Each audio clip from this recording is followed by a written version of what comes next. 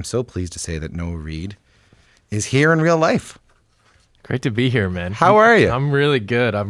This is fun. It's nice to have you. I think the last time we talked, you just said that it was when I was doing the show from home. Yeah. And you were home. Yeah.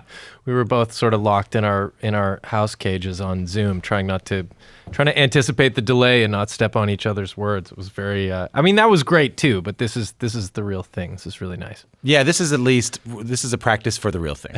Yeah, if this goes well, they're going to give me the job, I think. Whenever great. Can we hear some of the record? And the clouds are getting pretty as the sky gets dark. And wouldn't it be nice to take a walk in the park? I'm hungry for connection, but I don't want to talk. I'd rather stand alone and burn a cardboard box and give myself a minute just to be upset. Then I try to breathe it out like a cigarette.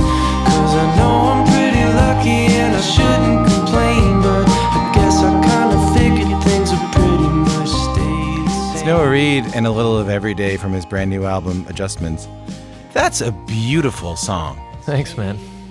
It's so hard to write melodies like that. There's nothing adorned about it. There's nothing ahead of the beat on it. It's gaga do good bop. You know what I mean? Yeah. And it all parallel. It all matches with one another. It is gorgeous. Where do you come up with a song like that? I don't know. I mean, it just felt like this. That tune just kind of came out in one shot, like some of the good ones do, and it felt to me like a kind of a Wilco take on an Everly Brothers song. It was this kind of like muted quality of the early days of the pandemic that just felt like, there was something kind of nice about it that you couldn't quite put your finger on, but it felt heavy.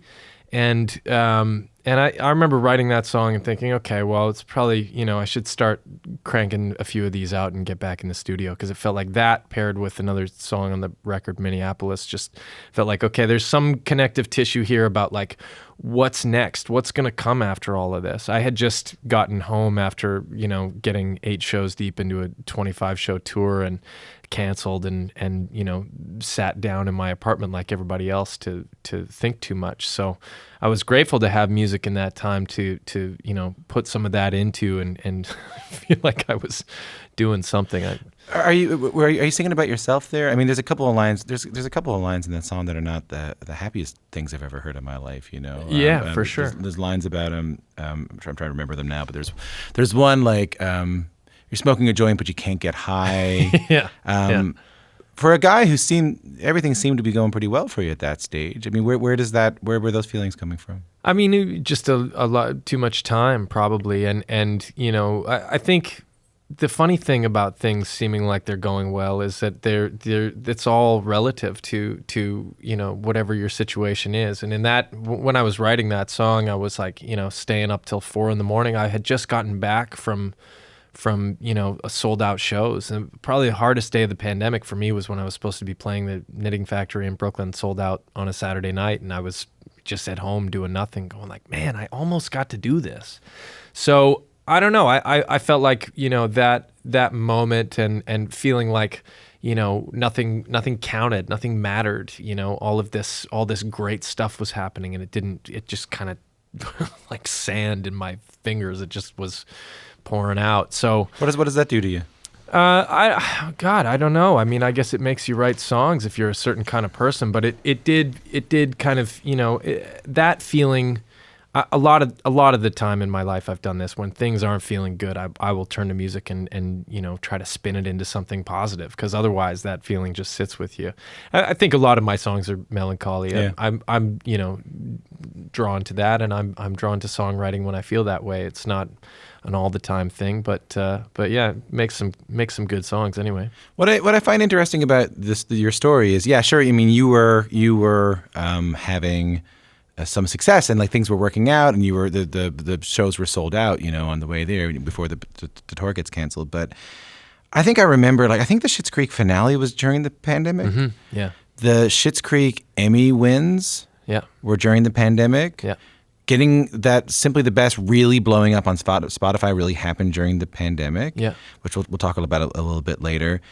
You're writing music, like things are really happening for you in a way that would normally be so public. Mm-hmm. and you can't go out.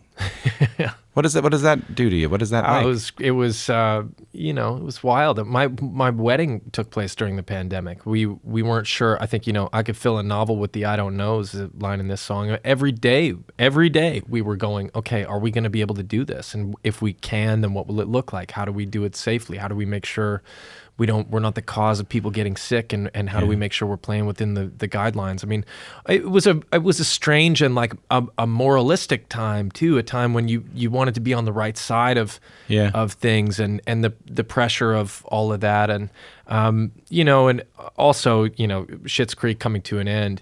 That was a beautiful experience on that show, and I think I felt the pressure to follow that up in some meaningful way, and you had been given this opportunity through that show, and you didn't want to squander it. I wanted to make sure that whatever I was doing next felt like it counted, and it felt like there was a window for that, and I wanted to make sure I didn't miss it.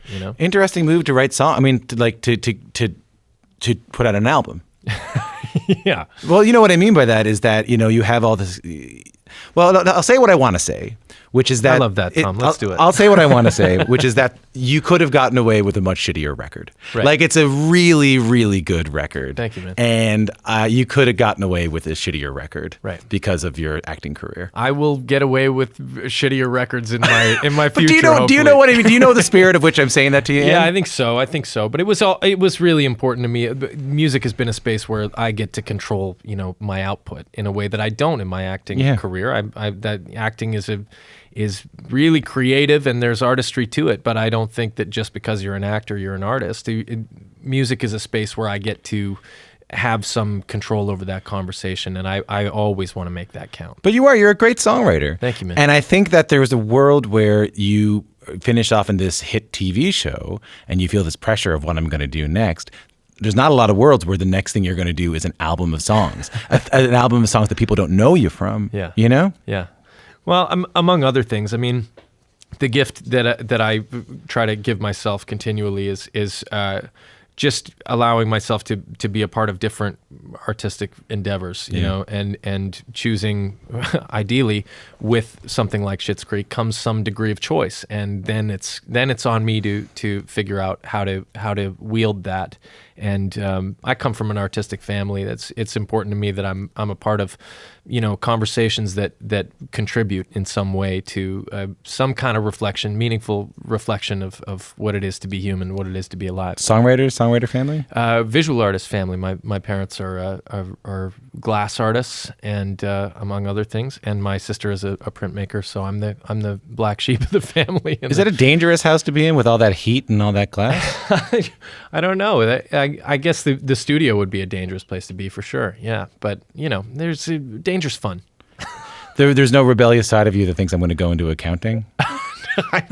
I wish I was better with numbers. That would have been a no, but you know what I mean. Your parents are artists. You would think that maybe I'll. I think my sister did more of that. She was like, I'm gonna go into like English lit, and then she, eventually the thing that you're good at just kind of calls you back.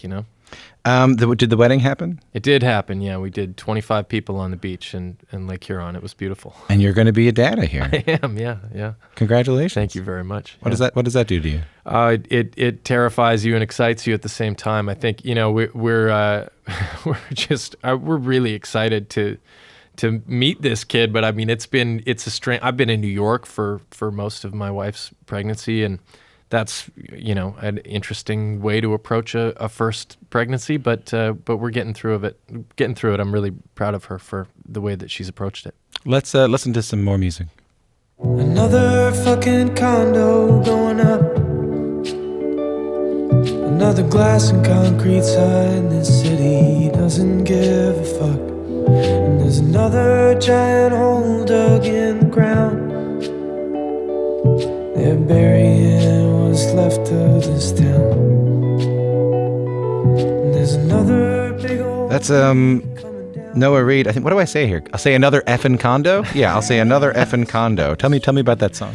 That song, that's probably the song I didn't think would make the record, but loved playing it in the studio with that band, and a song that just kind of came out of a frustration from the way that this city has handled some of its heritage architecture and Toronto. Getting to travel around the States, particularly with the Schitt's Creek live show, et cetera, going to some of these American cities that have done it just a better job of retaining some of their character and how that contributes to a sense of place. I love this city so deeply. And I don't think you can, stick a knife in your city unless you love it. and I that song, I just keep seeing all these incredible buildings around my neighborhood and around all over the place, just getting knocked down, and another effing condo going up. I mean, it was literally, I was just talking to myself and was like, oh, okay, well, write it down, put it in a song. Where do the melodies come from for you? I don't know. They just kind of arrive, I think. Do you write with a guitar?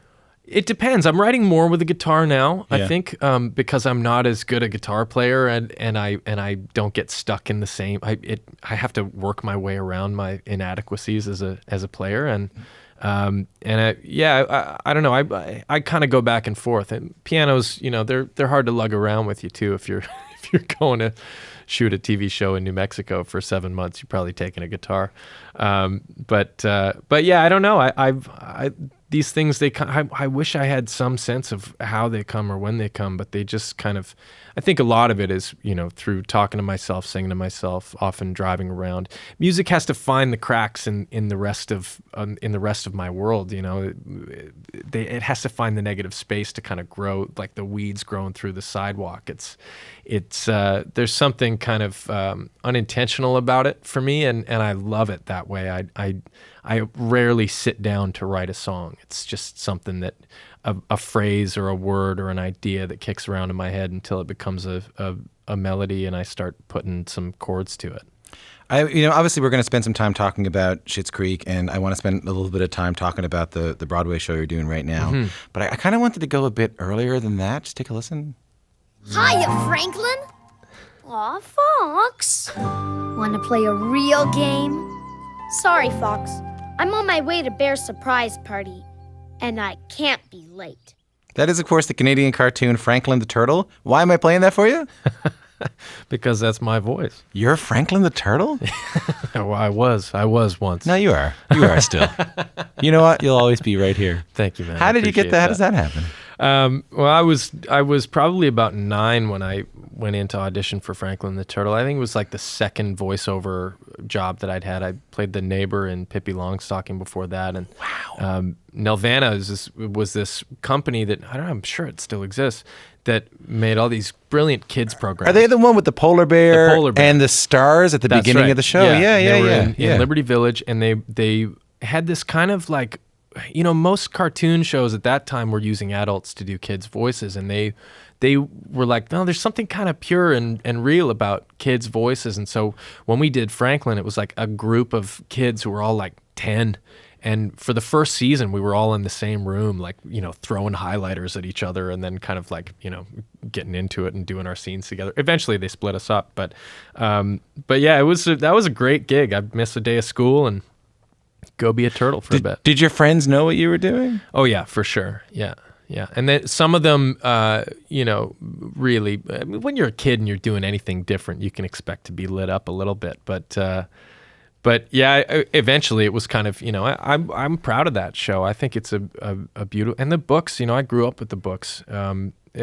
That turtle goes through a lot of life lessons, and I got to kind of go alongside them. But it's a very adult thing to happen. Like, it's a very adult thing to start making money when you're 9 or 10 years old, For sure, yeah. And I'm grateful for my parents for regulating that in a really like humane way. Right. They would talk to me a lot about it. Really? And they would be like, okay, well, this is what it is. And they were kind of like my, I had an agent, but they were very involved. And they would come to the recording sessions, and, they weren't stage parents. My acting career as a kid was probably more of an inconvenience than anything else, but I really wanted to do it, and they really wanted to support that. So yeah, I owe them a debt of gratitude for allowing me to have a normal childhood, really, alongside of all that stuff. And you knew you wanted to act even then, like they're... I think I probably knew more then than I do now. I really wanted to do it. I loved it. There was something really like pure about that desire to I don't know, to clown around, to be special, to feel the things, you know. Now it feels weird to be selling my emotions and thoughts, but you know, I'm too deep at this point. There's nothing you can do about it now. I'm committed. And I'm buying it wholesale. This is what I'm curious about. So you played the lead on Kevin from Work for ABC. How old were you then? I was probably 25, 26. What happens when you're from Canada, you're Franklin the Turtle, but you know you're a working actor, and then you get sort of the dream, right? Like a big American TV show. It only lasts one season. What do you learn from that? Oh, I don't know. I think I learned a lot from that, and I'm still figuring that out. Really? I think I was chasing that for a long time. I'd been going down to the States like in the great gold rush of pilot season. I would go with all the other Canadian actors to try my hand, and nothing was really clicking until that. And I finally kind of got that thing, and it didn't feel that rewarding to me somehow. It wasn't.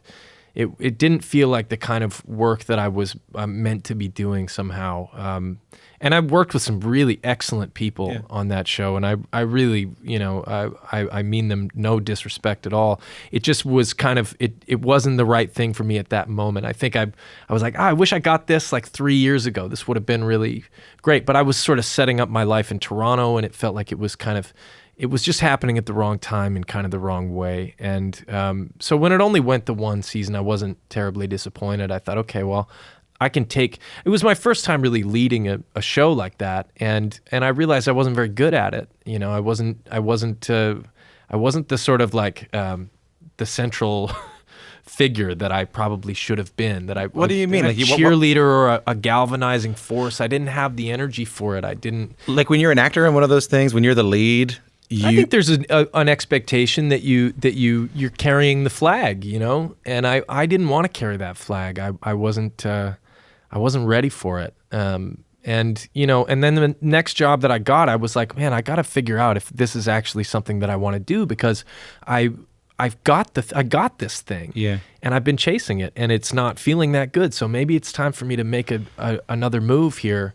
And Schitt's Creek was the next thing, and kind of, you know, kept me in the game and offered me a different perspective. But does it teach you that the getting of it is not the thing that's going to make you feel good in the first place? Like if you're chasing a thing and then you're chasing a thing forever and you get the thing and it doesn't make you happy, does it make you go, well, maybe the getting of anything is not going to be what makes me happy? Maybe. I think it had more to do with the way that I viewed the project, which was as a stepping stone to it. It was something that was going to get me into a larger conversation. Yeah. And I think that the lesson really ultimately is like, watch where you're stepping to. And I'm not sure that I would have done anything differently. I might have changed my mental approach. But you know, I remember having a conversation with my manager at the time, and he was like, you know, you got to think of this as a tool.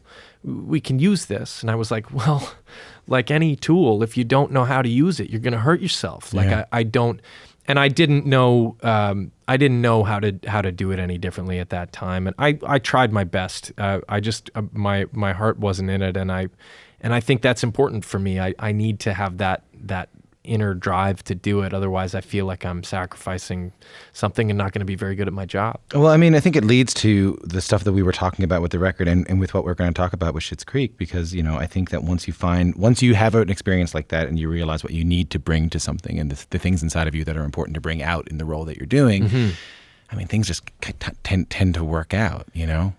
Yeah, I mean, you know, you could find yourself in worse company than I did in Schitt's Creek. Can we play the song? Give me a lifetime of promises and a world of dreams. Speak the language of love like you know what it means. And it can't be wrong. Take my heart and make it strong, babe. 'Cause you're simply the best. Better than all the rest. Better than anyone I've ever met, and I'm stuck on your heart. It's Noah Reid, my guest, doing Tina Turner's Simply the Best for Dan Levy's character from Schitt's Creek. Have you been able to wrap your head around why that was so big? I mean, I think it had a lot to do with what the characters were going through at that moment. I think there's clearly, you know, a kind of a level of honesty and vulnerability to that rendition, but I think that's very tied to that moment, you know, the dramatic / comedic setup of that moment, I think, played a lot into it. It's not just that song in a vacuum, it's what it means to Dan's character, David, who hasn't experienced a love like this, hasn't let his guard down like this, and is now, you know, met somebody who sees him and who loves him. And, you know, that expression of love is really, I think, what connected people to it. It's, I mean, people tell me all the time they played it at their wedding, and you know, it's become such a piece of the fabric of people's love stories that that's not just tied to the song. I think it's tied to the character journeys. What else did they tell you besides that they played it at their weddings? That they wish that it was a little bit slower. That they want a version that's dedicated to their fiance, that the show has meant everything to them, that it kept them company during a dark time during the pandemic. I mean, we have a really committed and wonderful fan base who, I think, you know, this show held a lot of people's hand in a tricky time. So that's a good thing. What did it mean to you? The show. I mean, it really, I think that the takeaway for me is like I got a number of things out of that show, and one is an enduring love for the people that I got to be a part of making it with, and of course the other is the opportunity to do the other things that I'm doing. You know, it really opened a lot of doors for me that I'd been, you know, trying to open, and I don't think that I ever thought a Canadian show was going to open those doors, and I'm grateful that it did, because it's like that's the best possible outcome. Yeah, there's something lovely about that you weren't able to find what you were looking for elsewhere, and you found it at home. Well, I mean, that's kind of, you know, I think as Canadians we're all kind of told that, you know, the big gold mine is down south, and I don't know. I think that you know, if we all invested a little more in our landscape up here, you know, I hope that there's a pathway to continued greatness up north here. I mean, what works out for me is that no one wants me down there, so things have been. I don't. That makes things really easy. I don't struggle with it at all, to be honest. It's you know what makes that decision really easy? When people are like, Canada only kind of wants you. I'll tell you where they don't want you. Nebraska. That's you don't want to go to Nebraska. Are we on in Nebraska? We're about to find out. So now you have a hit Amazon TV series with Outer Range. You just made your Broadway debut in Tracy Letts' The Minutes. Can you take me to the first moment on stage? Are you at the beginning of the play? Yeah. The first moment you walk out onto the stage for your first show on Broadway ever, what does that feel like? Oh, I was. I think I was pretty terrified. Everyone in this show had been a part of it 2 years prior and come within a couple of previews of opening night, and then COVID shut down, and you know, I think they all thought they were going to be up in no time. And so, you know, to walk into a room full of people who know the show really well, and then have, you know, through the rehearsal period, just feel like I'm like running behind a train trying to catch up, in excellent company, by the way. You know, getting to our first preview, which was our first paying audience, that was, it felt like a total gauntlet. I don't think I've ever been more exhausted or excited. I mean, it felt... I'll be honest, it felt hard to get there and to do it in the time that I'm, you know, doing this, and my wife is at home, and you know, I was totally drained. But I remember walking up the stairs after the show and just giving myself like a silent fist pump, because it just felt like the culmination of a lot of years of like really wanting to get there, and you know, feeling like on whatever level I got there. And this is, you know, Tracy Letts is it's my belief that he's the greatest living American playwright. And, you know, to get to start this show with him on stage is just epically cool.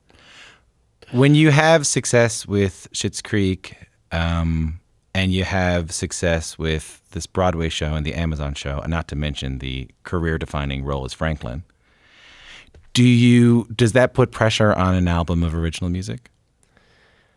I don't think so. I think that if anything, the album takes the pressure off all the other stuff. It's a place where I get to really say what it is I have to say and share my perspective, as dark and unpopular as it might be. And it hasn't really turned out to. I mean, a lot of people have told me like that. Sometimes they align with the sensibilities in the song a little bit too much.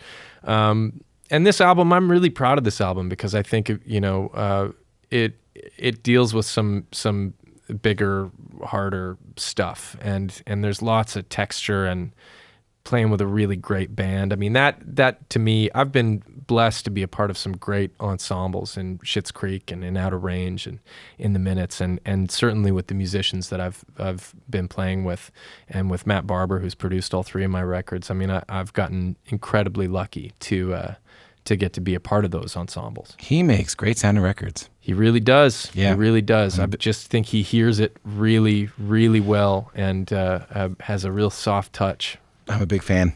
Noah, I love the record. Thanks for coming in. Thank you, man. Appreciate it.